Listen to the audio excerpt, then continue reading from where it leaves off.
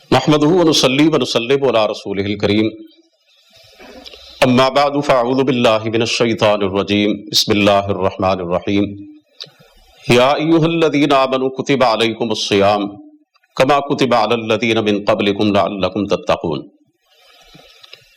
محترم خواتین و حضرات، آج اللہ کے فضل و کرم سے رمضان المبارک کا دوسرا دن ہے اور امید ہے کہ آپ نے حکومت کی ہدایات کے مطابق نمازوں کا اور نماز تراویح کا اہتمام کیا ہوگا۔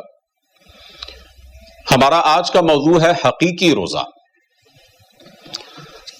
میرے بھائیوں اور بہنوں، روزہ صرف کھانے پینے سے روکے رہنے کا نام نہیں ہے، بلکہ حقیقت میں روزہ اس بات کا نام ہے کہ انسان اپنے آپ کو اپنے رب کی ہر قسم کی بغاوت اور نافرمانی سے روک لے۔ روزہ صرف پیٹ کا روزہ نہیں ہے، بلکہ روزہ اس بات کا نام ہے کہ انسان اپنے جسم کے ایک ایک عضو کو، ایک ایک انگ کو اپنے پروردگار کی بندگی اور اطاعت میں لگا دے۔ اس حوالے سے رسول مقبول صلی اللہ علیہ وسلم کی 2-3 احادیث میں آپ کے سامنے رکھنا چاہتا ہوں۔ آپ صلی اللہ علیہ وسلم نے فرمایا، من لم يدع قول الزور والعمل به فليس لله حاجة في ان يدع طعامه وشرابه۔ جو شخص روزہ تو رکھتا ہے لیکن جھوٹ بولنا نہیں چھوڑتا، جھوٹ پہ عمل کرنا نہیں چھوڑتا، اللہ تعالیٰ کو اس کی کوئی ضرورت نہیں ہے کہ وہ بھوکا رہتا ہے یا پیاسا رہتا ہے۔ دوسری حدیث پاک پر ذرا توجہ فرمائیے۔ سرور کائنات علیہ الصلوۃ والسلام نے فرمایا، کم من صائم لیس له من صیامہ الا الظمأ وکم من قائم لیس له من قیامہ الا السحر۔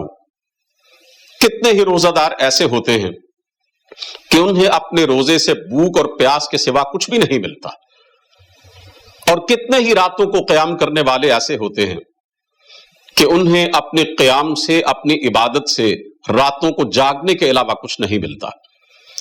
یہ وہ لوگ ہیں کہ جو روزہ تو رکھتے ہیں، راتوں کو قیام تو کرتے ہیں، عبادت کی مشقت اور ریاضت میں سے بھی گزرتے ہیں، لیکن اللہ کم الحاکمین کی بغاوت نہیں چھوڑتے، پروردگار کی معصیت نہیں چھوڑتے، گناہوں اور برائیوں سے کنارہ کش نہیں ہوتے۔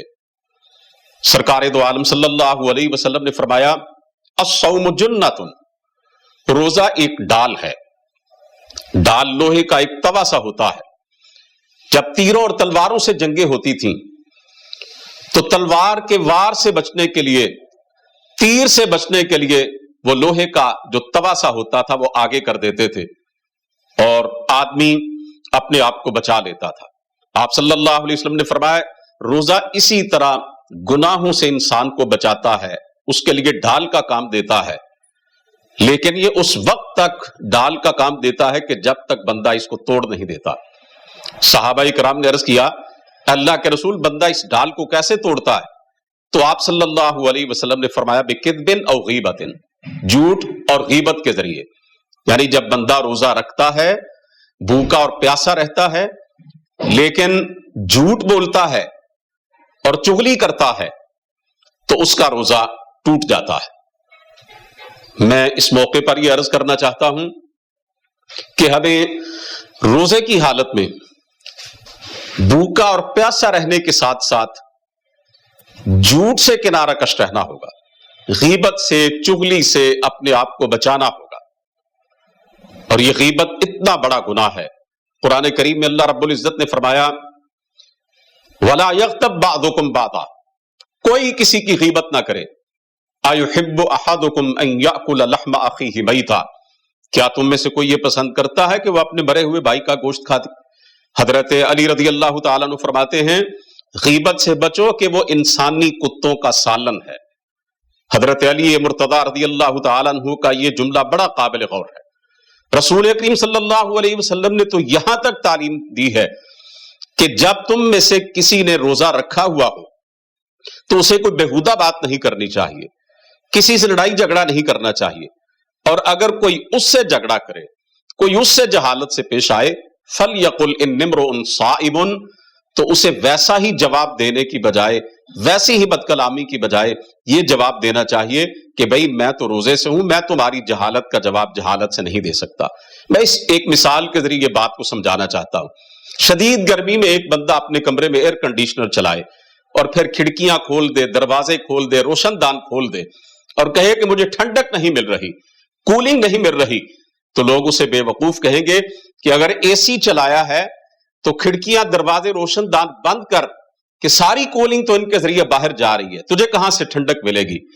بالکل یہی حال اس شخص کا ہے جو روزے کا بڑا طاقتور روحانی ایئر کنڈیشنر چلاتا ہے لیکن غیبت کی کھڑکیاں کھول دیتا ہے، چغلیوں کے دروازے کھول دیتا ہے، جھوٹ کے روشن دان کھول دیتا ہے۔ ایسے آدمی کو اس شخص کی طرح کہ جو ایئر کنڈیشنر چلا کر کھڑکیاں دروازے کھول دیتا ہے، کولنگ نہیں ملتی، اس شخص کو بھی جو روزہ رکھ کر جھوٹ چغلی اور غیبت کا بازار گرم کرتا ہے، اسے روزے سے کوئی فائدہ حاصل نہیں ہوتا۔